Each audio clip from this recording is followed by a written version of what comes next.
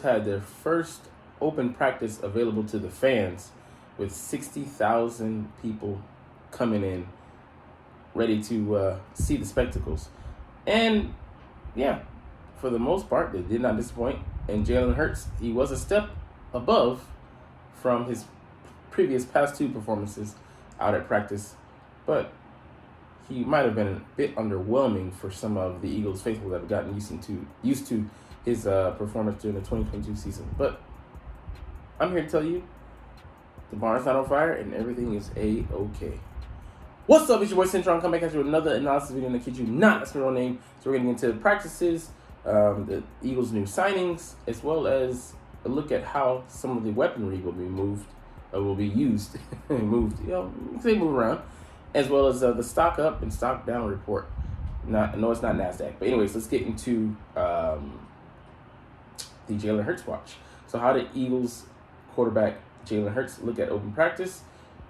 We're going to go to the end because this here pretty much highlights it. He targeted Smith streaking down his left sideline, but the throw sailed on him. It was overthrown and wide. That's not Hurts' finest pass of the summer. Hurts was on fire to begin camp, but has been a little more iffy over the last week, particularly if we're holding him to new standards that he set during last season's Super Bowl appearance campaign.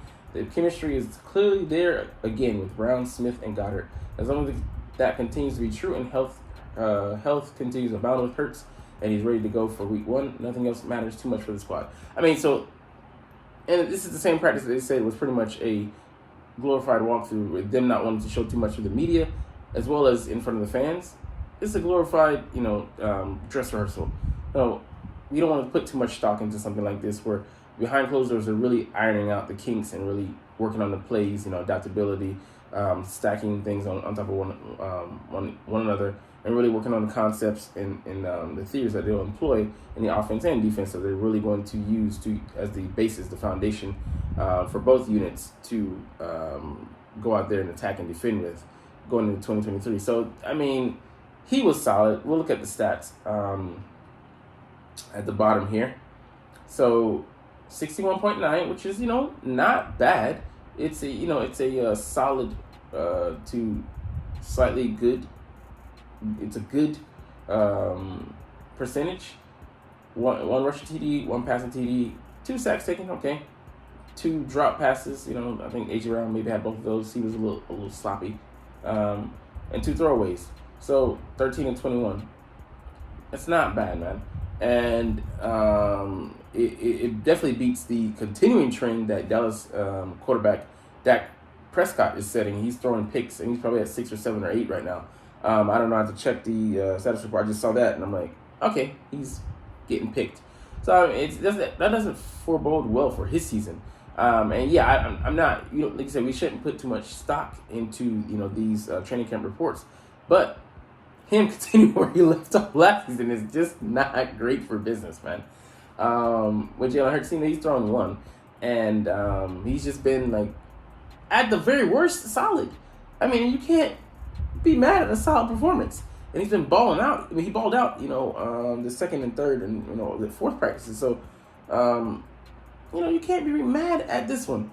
And like I said, it's just something that they put out, a performance out there in front of the fans, and they aren't going to show much. It's vanilla. So he's working with vanilla grade ingredients. What do you expect with vanilla results? As far as you don't want him to go out there and kill the defense either. That looks bad on them. But yeah, we don't have a Swiss cheese chopped liver unit out there that we're filling. And Slade didn't, we didn't hear any noise from him. Josh Jobe was getting worked on by AJ Brown, but that's to be expected because he's the superior talent in Brown.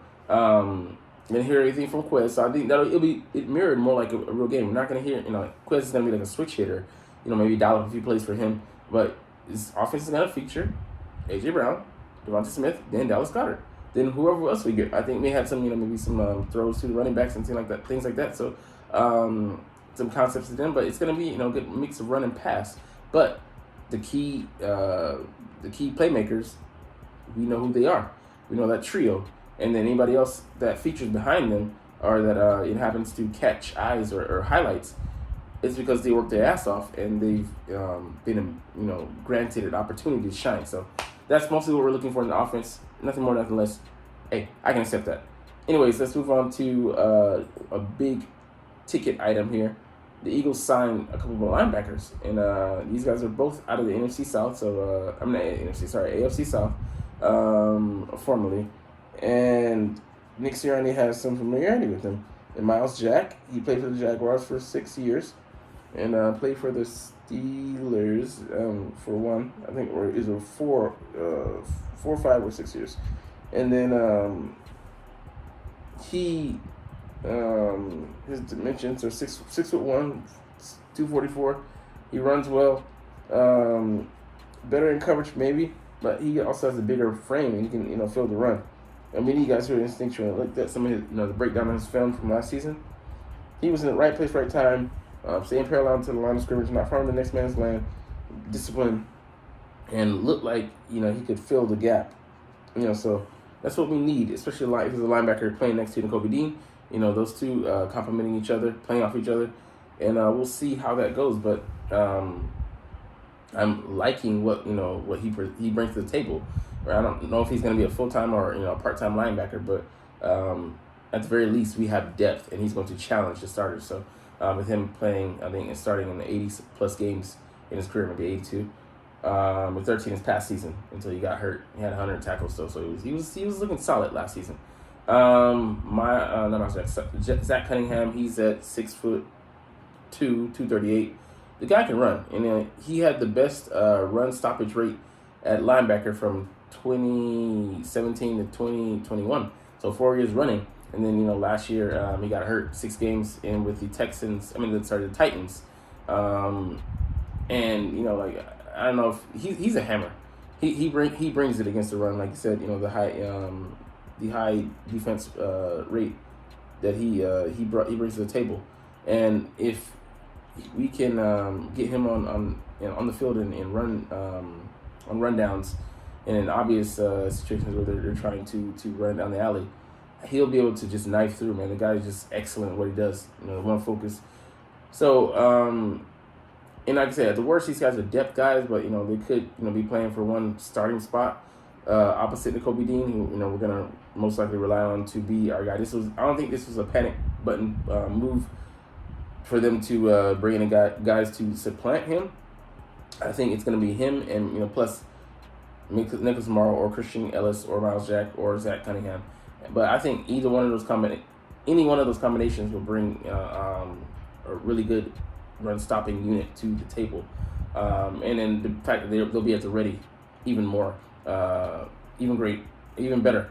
So and then there's still the room for improvement. We could bring in Patrick Queen or Isaiah Simmons. I don't think Simmons would fit more of that upgrade look we would be looking to bring in, but definitely Patrick Queen would. But I don't know how we would be reticent to make that move, given that he's the guy. I mean, he has made deals for guys on 1-year deals up until now, but we'll see how that will work out. But I like the depth, and the linebackers, we can't have stars before. I don't expect them to be the primary focus, star-studded group on this unit. But as long as they can be decent, I think we'll do more than fine.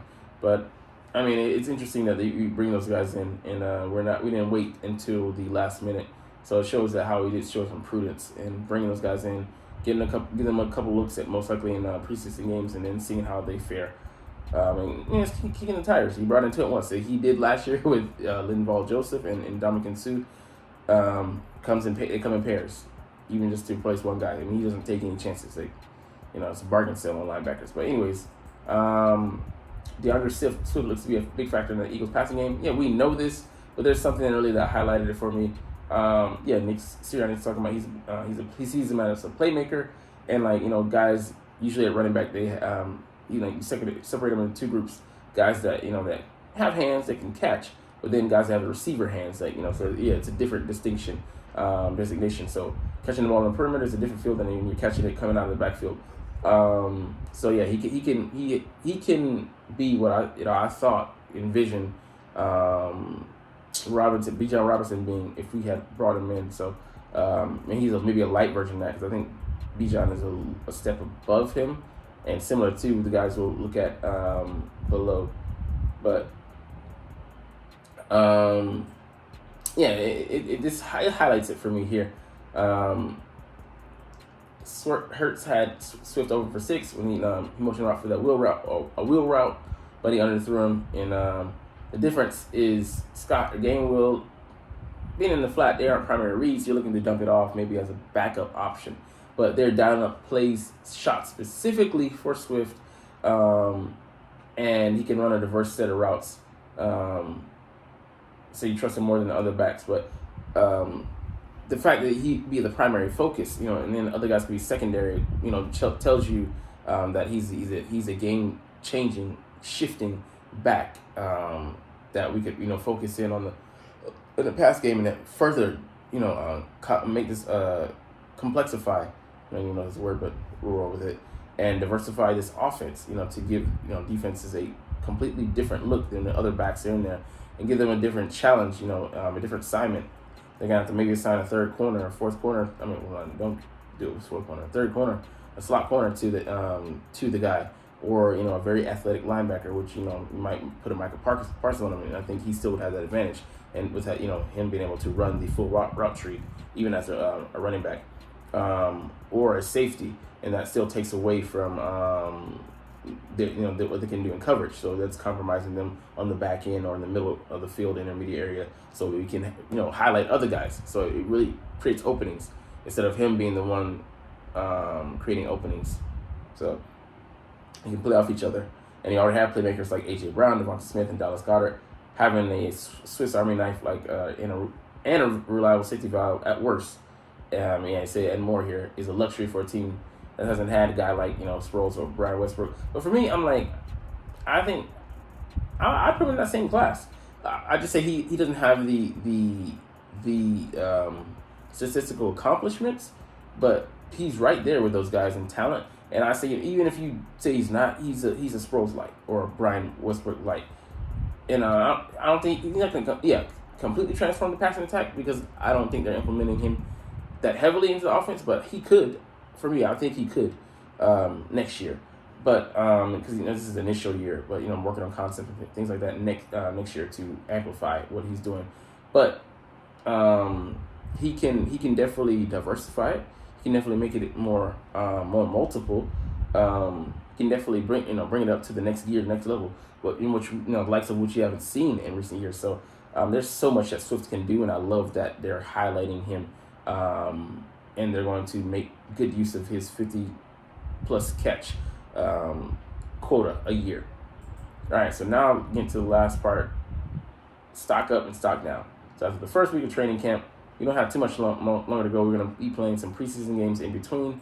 We'll see how the guys are looking. So stock up, Jalen Hurts. Obviously, man, he looks to have picked up where he left off last season. And yeah, the past couple practices he's come back down to earth. But even saying that just shows you the high standard we have set for him and the expectations we have of him, which I think he can meet. DeAndre Swift, he's been used heavily. He's not lacking in the run game, but man, as a pass catching weapon, he looks ready to go. Joseph Nagata, yeah, man, he's just getting heavy volume, and his size, 6'3", 217, 33 and 1/8 inch arms and 10 and 1/4 inch hands. And so he's shining on the short intermediate route area, and maybe he can fill that Zach Pascal dirty work role with us, and we'll see. But he could be the sixth receiver to make this roster. And Britton Covey is trying to bring some extra route value, like maybe an emergency. He might have to step up and fill that role, but maybe Joseph Nagata will jump him, but we'll see. But hopefully he's not just a complete special teams player. He gets a few catches, just to whet the appetite at the very least. Cam Jurgens, he looks ready to go with the right guard job. He needs to be consistent and show up, and Jeff Stoutland is working on him with that. He's light. Yeah, he got drafted as a center, but he has athleticism. Hopefully we use that to our advantage. But it's all about angles for him. Learn how to play with consistency, and just accentuating the guys that you're stuck in between. All right, Nolan Smith, yeah, he's been used as an all-around linebacker, moonlighting there because we didn't have the greatest depth, and it's getting him on the field because if Hassan Reddick is not coming off the field, like he played 70% of the snaps at Sam linebacker, he's just finding creative ways to get him on, and then just maybe blitzing him from middle linebacker position, blitzing him from the weak side, making that defense more multiple and just more angles and more gaps and more positions to bring pressure or pseudo pressure. And it helps with the attack and just gives them more to think about. So he can use it in a number of fashions, but primarily I want him to focus on edge, hopefully.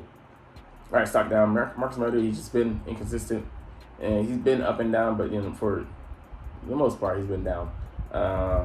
It's not what you expected of the guy, who I want to see the guy who threatened the 49ers, I believe, in the Falcons game. Highlight those strengths and just work with him on what he can do. Don't worry about implementing the whole of the offense. But of course, you want the guy come in and he mirrors Jalen Hurts and his physical traits, what he brings to the table. But if he's not that guy, Don't force it. But you want to see him step it up, and we'll see. But he's a 10-year veteran. This is being his 10th year, and you expect a different level of play from him. So we'll see how he burns in the preseason games. Brett Toth, try him as a center. He's been solid at guard, but just hasn't been able to do it. He's been throwing some worm runners back there and hasn't been consistent. So yeah, man, I don't know if he'll make the roster guard. We have plenty of depth there too, but hopefully if he's good enough, we'll keep him for another year. Greedy Williams, he's gotten greedy and he's gotten burned. Just hasn't looked good, man. Just hasn't taken on. I feel like his confidence is just gone. The second round guy, we saw it coming out of LSU, running 4.38, 6'2", 200-pound corner, great size, but just doesn't play like it. Doesn't play like he used to be that guy. And